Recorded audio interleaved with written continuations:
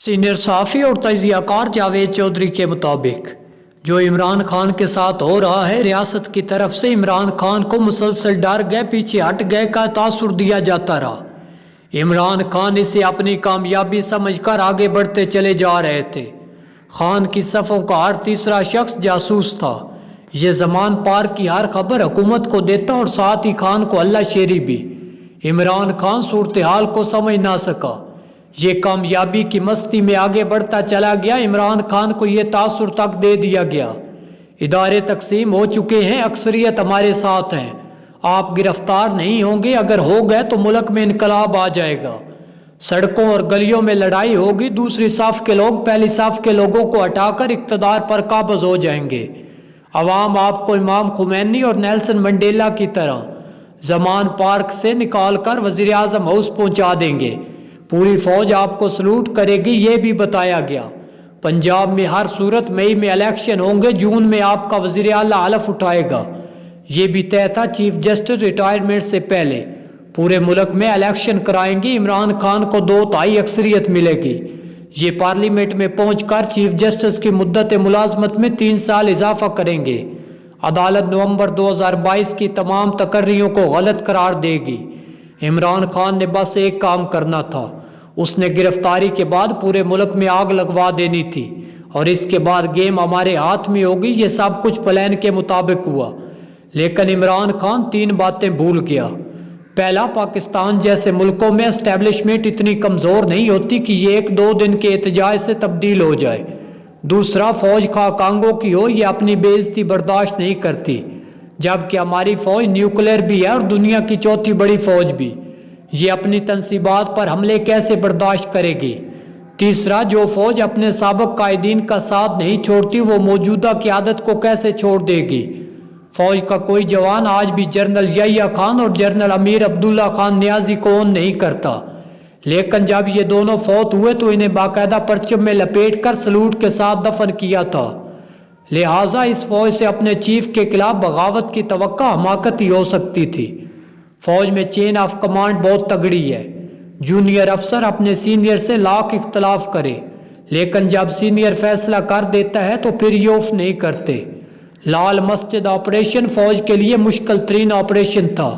दूसरी तरफ मस्जिद भी थी और मदरसा भी, लेकिन जब ऑर्डर आया तो ये ऑपरेशन भी हुआ। लिहाजा आप आए देख लें, वो रिटायर्ड जनरल्स भी जो इमरान खान के साथी कहलाते थे, वो भी आज 9 मई को स्याह-तरीन दिन और नाकाबिले बर्दाश्त करार देते हैं।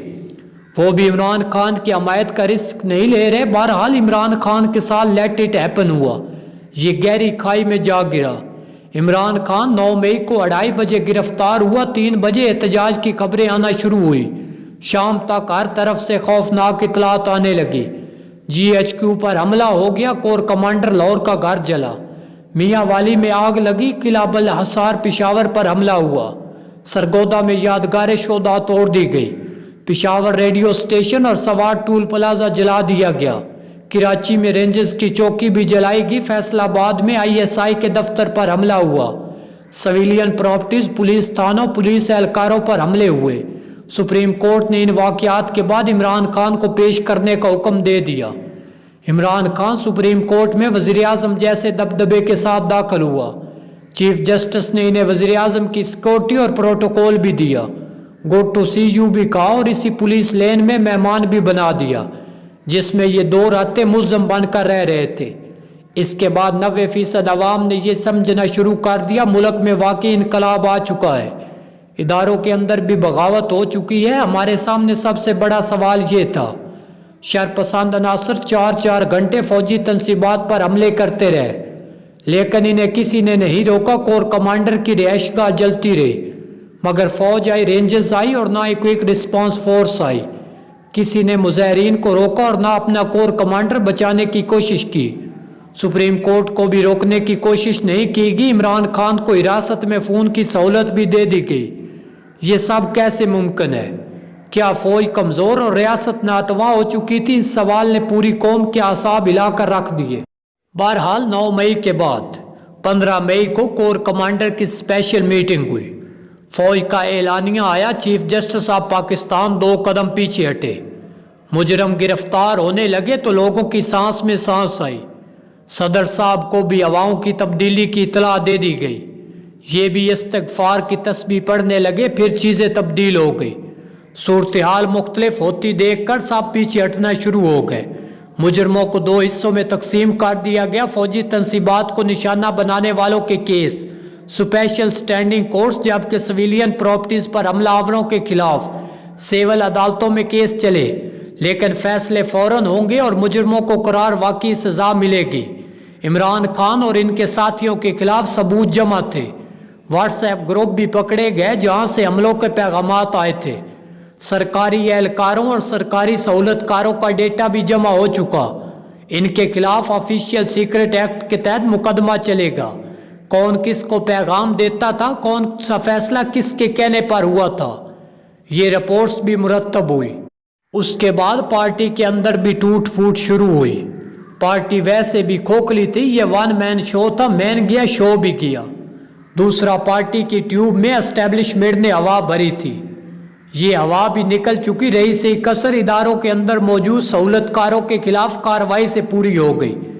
کس جج کی اہلیہ کس افسر کی بیگم کے ساتھ رابطے میں تھی، کون سا افسر کس کافی شاپ میں کس سے ملتا تھا، کون زمان پار کا پیغام کس کو پہنچاتا تھا، عمران خان نے 9 مئی کو کس سے رابطہ کرنے کا کہا تھا، یہ سب کچھ اس وقت ریکارڈ پر آ چکا تھا۔ صدر صاحب کا کیا کردار تھا، زلفی بخاری کو اس وقت کس نے ملک سے بھگایا، کس سفارت خانے سے کون کون رابطے میں تھا، یہ بھی معلوم ہو چکا تھا۔ کوئی چیز خفیہ نہ رہی۔ عمران خان کو بھی اپنی غلطی کا ادراک ہو چکا تھا۔ اس غلطی کے بعد عمران خان کی پوری ٹائیگر فورس اندر چلی گئی۔ زمان پار کی وہ رونقیں بھی اجڑ چکی، خدائی محافظ بھی روپوش ہو چکے۔ عمران خان میں بے شک بہت خوبیاں ہیں، یہ شخص واقعی ملک کا مقدر بدل سکتا تھا۔ لوگ اس سے اندھی محبت کرتے تھے، یہ اپنے ان اندھے عاشقوں کو قوم کا سرمایہ بنا سکتا تھا۔ مگر افسوس، عمران خان کا غرور، انا اور سیاسی حماقتیں اس کی قبر کھودتی رہی۔ یہ اس میں اترتے رہے۔ عمران خان کسی کے ساتھ ہاتھ ملانا تک گناہ سمجھتا تھا۔ یہ ہر شخص کو تم کہہ کر مخاطب ہوتا ہے۔ اس نے زندگی میں کسی کا جنازہ نہیں پڑھا، حتیٰ کہ اپنے اوپر جان مارنے والے کارکن بھی اپنی غائبانہ نماز جنازہ میں اپنے قائد کی محبت سے محروم رہے۔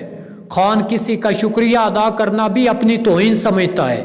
یہ 12 مئی کو اسلام آباد ہائی کورٹ سے نہیں نکل رہا تھا، اس کا خیال تھا اسے گرفتار کر لیا جائے گا۔ جج حضرات نے حال پوچھا تو ہمارے لیڈر نے کہا، آپ آئی جی اسلام آباد کو حکم دیں یہ مجھے باحفاظت لاہور پہنچا کر آئیں۔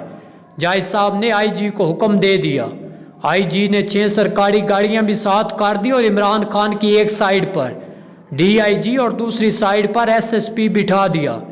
عمران خان زمان پارک پہنچا، گاڑی رکی، یہ دوڑ کر اندر چلا گیا۔